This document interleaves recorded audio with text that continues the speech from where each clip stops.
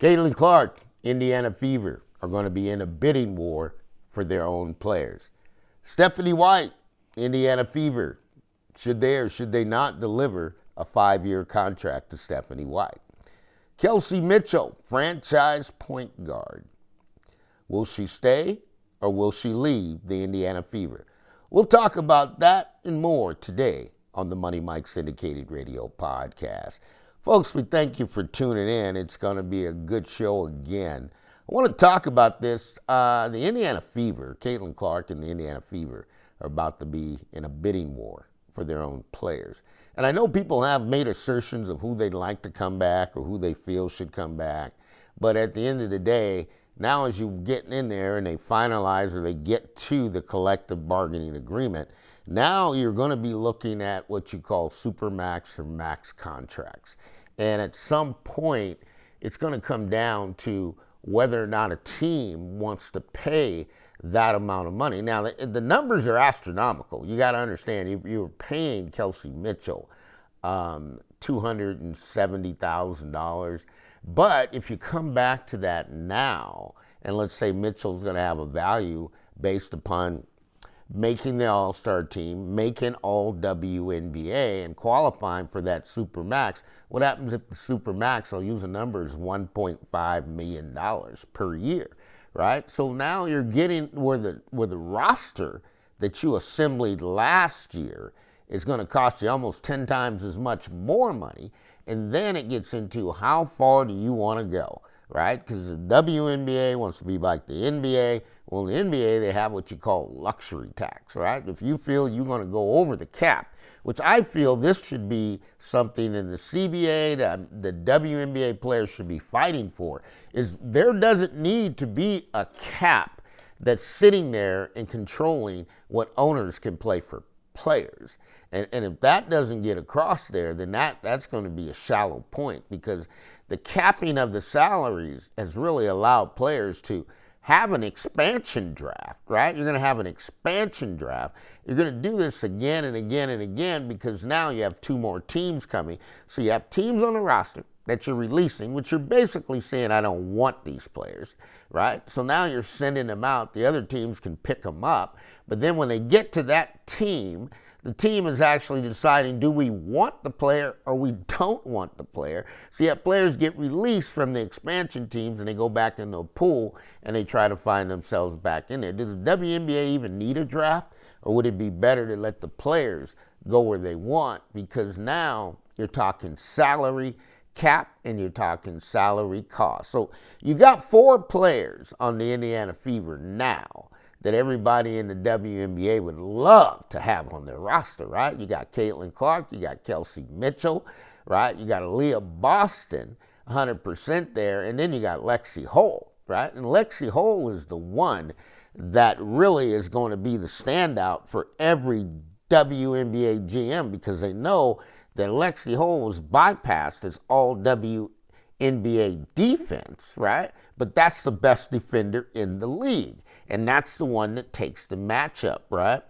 So now you got to look at this, and you got to look at Kelsey Mitchell. Here's where the bidding starts, because Mitchell's understanding. I've been here in Indiana for 8 years, right? And you know, I got to do what's best for my family, right? Because now you're talking about how much money does a franchise point guard like Mitchell get paid. Now, people can agree with all they want, because that's why I never understood why the Indiana Fever would make that public announcement that Kelsey Mitchell is not a point guard. We don't have a point guard. When the point guard in the WNBA, folks, that's the highest paid position in the WNBA, and Kelsey Mitchell is a franchise point guard. Now, a lot of people don't want to admit that, but the truth is the truth, because when I look at the all WNBA first team, you know what I see? I see 4 point guards, right?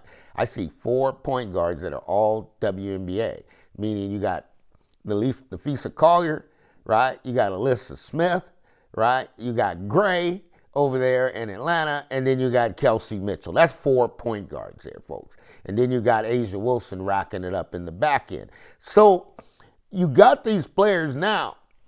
that you do have the players. Now, what did Money Mike say? Stephanie White, the Indiana Fever, need to give Stephanie White a 5-year contract, because at the end of the day, Stephanie White, I'm going to tell you, is well liked within the organization. Is getting different latitude between what she does and how she does it. In the W, I mean, well liked. People praise her for what she has done with the Indiana Fever this year. Now, Money Mike, I always go to the flip side of the coin. Now, with Stephanie White, I know prior to the injuries, the Indiana Fever were not doing very well, right? They're losing leads and coming back. You inject the other players in there, and the team actually takes off because you got better players. You put McDonald in there, right? That's a better player than what you had planned, but you didn't coach that or develop that. The front office management signed these players. They got the Indiana Fever, okay, all the way up to 1 game, right, without Caitlin. So now, which way are you going to go, right? Because Caitlin's getting as far away from basketball as she can, right, in golf. Now, I don't understand the relationship. How do you play golf and all of a sudden the growing's good? I mean, because the hip flexor, there's so much stuff goes in that. But where am I going with all this with the 5-year contract? Well, it gives Stephanie White to be locked down. So whatever has happened in the past, you guys have agreed upon it. Secondly, you give Stephanie White needs to be coaching on the U.S. Olympic team, right? Because now we got to get you become a better coach. Because Stephanie White has the potential, right, to be a great coach. But let's bring you up to the Olympic team, and let's put you around the Olympic coaches so you can better understand. Now, you got 4 Olympians, right? So we're going to do this just like the Golden State Warriors, right, who had 5 Olympians when they signed DeMarcus Cousins. But we're going to take our 4 Olympians, right, and we're going to put them on the Olympic team so Stephanie White can be around the other coaches. And it's a great experience because every coach that's went and coached in the Olympic, you're dealing with so much knowledge by the time you come back home. The Indiana Fever will be a brand new team, and they'll be looking at things from the opposite end because now you've got Caitlin involved in that as well, and she's also being coached by the best coaches in the game. That's the formula. That takes time. And you got 2 years before the Olympics now, but you're building into that. And then you should reap the benefits after the 2028 Olympics because now the team is going to play a certain way. And that's exactly what happened with the Golden State Warriors. They sent all their team players, starters were Olympians that played on the Olympic team, and they learned to play FIBA basketball. They brought that back to the NBA, but they also learned how to play FIBA defense. Okay, so that really helped them. That will help the Indiana Fever tremendously. And that's why Stephanie White, if you're going to go, you got to go all the way. You can't get her going one way and then back out or feel differently because now you got to get players again. And the one thing I know is the players are not loyal to the Indiana Fever, okay, with this type of CBA. They're going to be loyal to the money because they're looking to take care of their family and do what's best for the family. Now, the Indiana Fever, if they're willing to go all the way, they're going to blow through the luxury tax. They're going to pay a lot of luxury tax because the cap needs to be open because the game is suffering because you won't allow NBA owners or WNBA owners to spend the money they want to spend, right? And if there's an owner out there that wants to have it, like the New York Yankees, right? Think about this, folks. Or the LA Dodgers. Dodgers' payroll is uncapped. They got the highest payroll, and that changes the game right there, and I'll tell you about that. The Dodgers lose, you know what they do? They go get a better player. They don't care how much it costs. They're running around here. This is the 2 or 5.0 George Steinbrenner of the Yankees. He didn't care. Right? There's no salary cap in baseball. It really doesn't need to be a salary cap in women's basketball because the best players need to get paid, and they need to get paid a lot of money, right? And when it comes to that $50 million for Caitlin Clark, you got to understand, guys, the amount of revenue that's coming in. You got to open the door for the owners and don't cap the league. But here's why they want to cap the league, because it's all NBA owners, right? But if it was other people, it'd be open. But we're past that now because the players have got to get paid what they're worth. And the Indiana Fever have great talent. Now, you have the secondary talent that everybody's going to bid on too. I mean, there's going to be a team is going to bid for Odyssey Sims, right? There's going to be a team that'll bid for McDonald.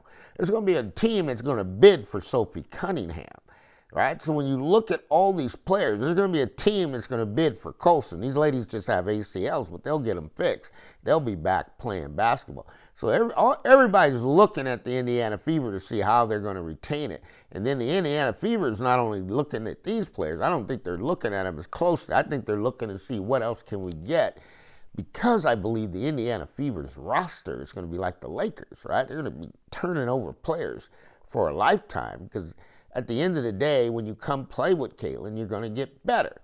You're going to get better, right? And you got Aaliyah Boston. You talk about Aaliyah Boston.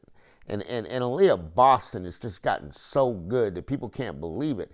And it shocks me when I hear people say that Aaliyah Boston's not doing her job. Folks, you do not make all WNBA second team, and you do not make all WNBA defense by not doing your job. I saw Boston go out there night in and night out doing her job, right? And did a great job at it.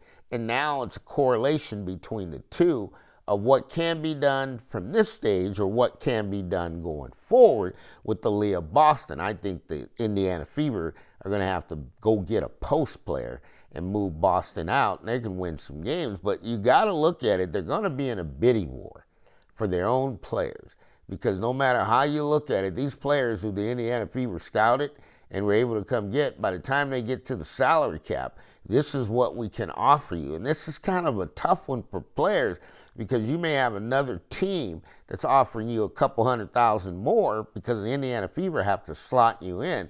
And they're going to have to do really good in the draft, because if you're carrying super max contracts on all the players at the top, that means you got a couple mid-level exceptions that they call. You can put your mid-levels in there, and then you're going to fall back to the rookie class. And that'll really let you know exactly where you stand. This is the Money Mike Syndicated Radio Podcast.